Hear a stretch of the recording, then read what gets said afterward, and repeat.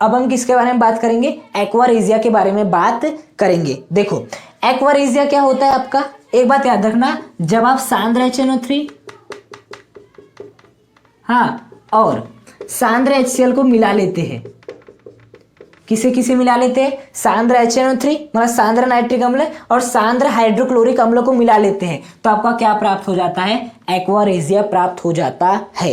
लेकिन आपको एक निश्चित अनुपात में मिलाना रहता है। वो निश्चित अनुपात क्या है कि यदि आपने सांद्र HNO3 को 1 लिए हो तो इसे आपको कितना लेना पड़ेगा? 3 लेना पड़ेगा। इसका मतलब ये है कि आपने 100 ml क्या ले लिया? आपने HNO3 ले लिए, 100 ml क्या ले लिया? HNO3 ले लिए, तो आपको HCl कितना लेना पड़ेगा? 300 ml। क्या लेना पड़ेगा? 300 ml लेना पड़ेगा। बात समझ में आई?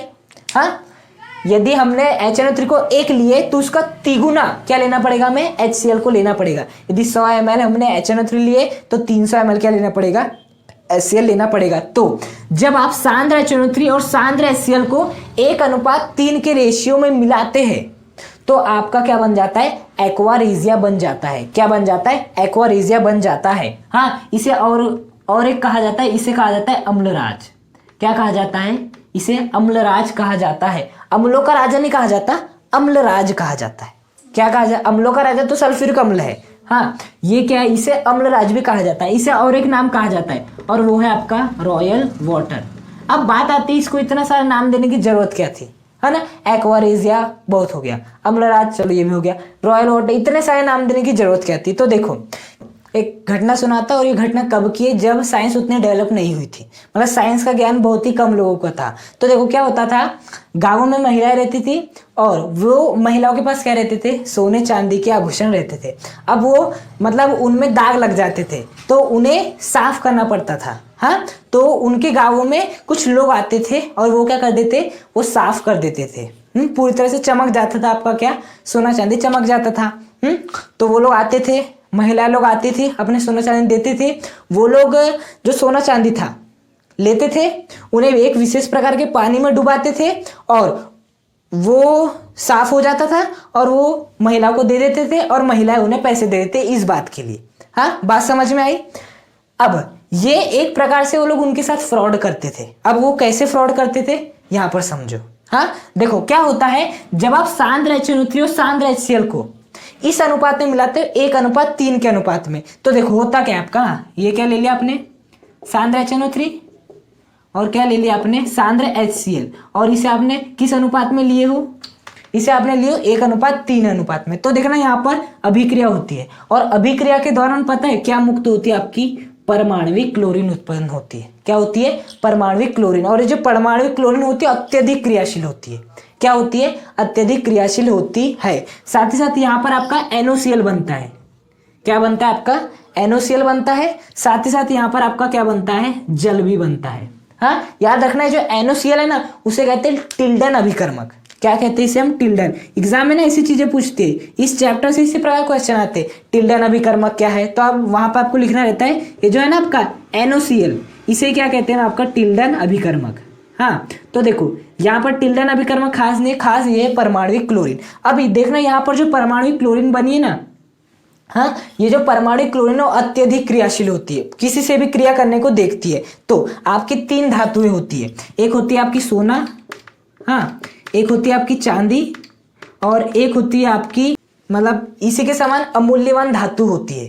हाँ, तो ये जो धातु है ना, इन्हें कोई नहीं पिघाल सकता। अब क्यों नहीं पिघाल सकता?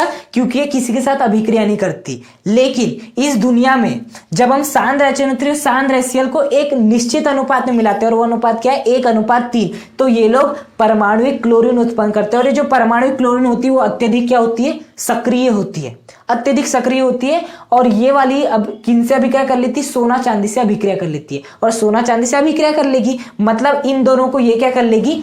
पिघाल लेगी अपने अंदर, है ना?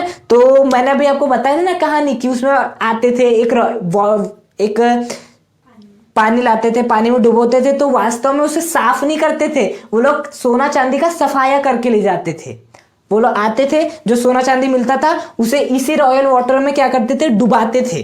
हाँ, तो जो क्लोरीन बनती थी और जो क्लोरीन थी वो सोना चांदी के साथ बहुत तेजी से अभिक्रिया कर लेती थी, उन्हें पिघाल लेती थी, पूरा सोना चांदी वो लोग निकाल लेते थे और उन्हें वापस दे देते थे और महिलाएं उन्हें बदले में पैसे भी देती थी।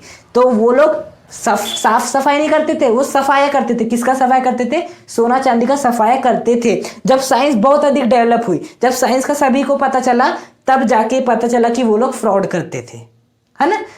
अभी भी ऐसा होता है कि जो कुछ लोग रहते हैं ऐसा कुछ फेंकते हैं और आग लग जाती है, वो वास्तव में क्या रहता है? सोडियम रहता है। सोडियम को फेंको पानी में तो आग लग जाता है ना। तो ऐसी बहुत सारी चीजें होती थी, तो उसका एक ये भी एग्जाम्पल था। हाँ, तो क्या होता है, सांद्र HCl होती है, सांद्र HCl को जब आप 1:3 में लेते हो तो आपकी परमाणु क्लोरीन उत्पन्न होती है और ये अत्यधिक सक्रिय होती है, जो किसी से भी क्रिया कर लेती है ना। सोना चांदी ऐसी धातु है जो बहुत ही कठोर होती है, बहुत ही सख्त होती है और किसी से अभिक्रिया नहीं करती दुनिया में। हाँ, लेकिन ये वाला जो बहुत अत्यधिक क्रियाशील होता है तो ये इनके साथ अभिक्रिया कर लेता है और इन्हें पिघाल लेता है। क्या कर लेता है? पिघाल लेता है। दुनिया का कोई अम्ल सोना चांदी को नहीं पिघाल सकता, कोई भी अम्ल नहीं पिघाल सकता। लेकिन यदि आपने इन दोनों अम्लों का एक निश्चित अनुपात लिए, 1:3, तो इनसे जो बनेगा वो सोना चांदी को भी क्या कर सकता है? पिघाल सकता है। हाँ, तो समझ में एक्वारेजिया क्या होता है? एक्वारेजिया होता है सांद्र HCl और सांद्र HCl का 1:3 में मिक्सचर। जब आप करते हैं तो परमाणु क्लोरीन उत्पन्न होती है जो कि अत्यधिक सक्रिय होती है, सोना चांदी के साथ अभिक्रिया करके उसे पिघाल लेती है। साथ ही आपका टिल्डन अभिकरण बनता है NOCl और आपका क्या बनता है? जल का अणु बन जाता है।